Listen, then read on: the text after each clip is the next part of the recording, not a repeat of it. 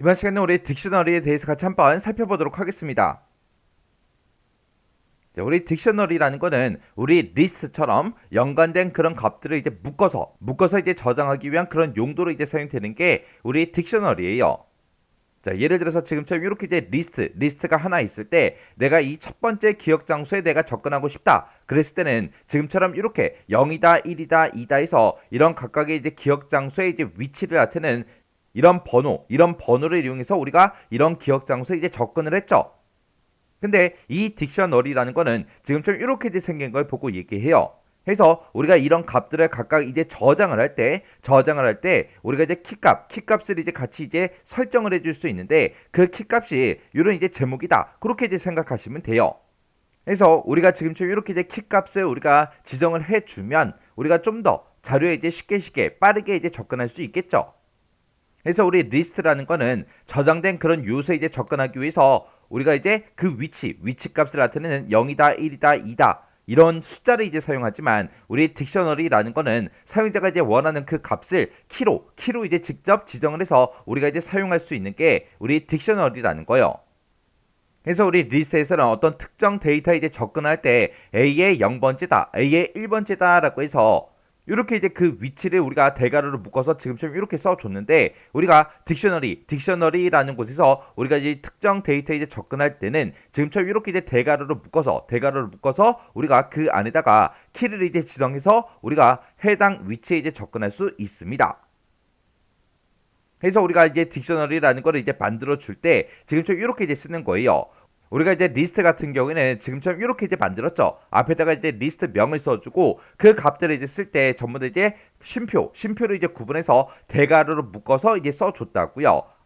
아니면 우리가 이제 앞에다가 리스트라고 써주고 이렇게 이제 가로를 열어주고 그 안에다가 우리가 이제 값들을 전부 다 이제 쉼표로 구분해서 대괄호로 묶어서 이렇게 이제 써주면 이제 리스트가 생성이 됐다고요. 근데 우리가 이제 딕셔너리라는 걸 이제 만들어 줄 때는 지금처럼 중괄호로 묶어서 키랑 그 값이랑 콜론으로 우리가 구분해서 이렇게 이제 우리가 입력을 해주면 됩니다. 아니면 앞에다가 이제 DICT라고 이렇게 써서 가로로 묶은 다음에 그 키랑 값이랑 그것들을 싹 다 이제 중괄호로 묶어서 지금처럼 이렇게 이제 입력을 해주면 됩니다.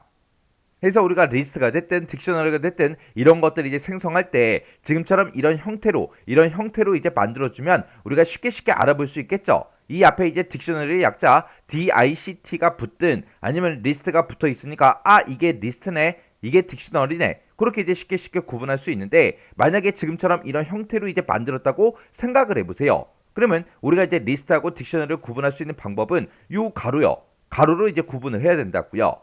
해서 우리가 이제 리스트라는 걸 만들 때는 대괄호로 묶어서 우리가 생성을 하지만 딕셔너리는 중괄호로 묶어서 우리가 이제 만들어 주더라. 요 가로 차이 정확하게 기억하셔야 돼요.